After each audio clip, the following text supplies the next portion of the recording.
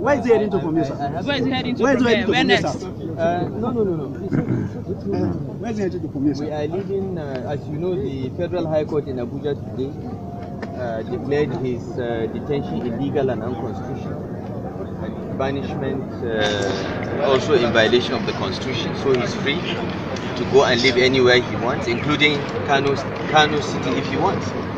But we are on our way to Abuja, and it is quite likely that the Emir would proceed to Lagos, which was his preferred destination from day one. From the day he was informed of his deposition, it was his wish to go to Lagos because part of his family is now in Lagos, and by the grace of God we are on our way to Lagos.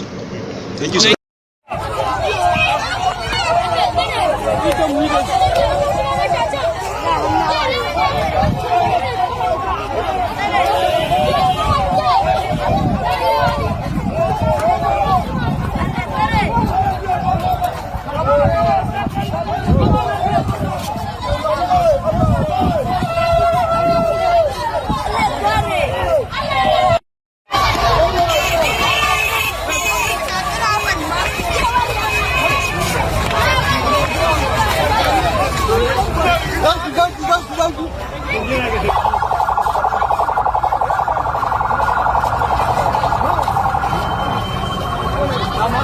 Ramadhan.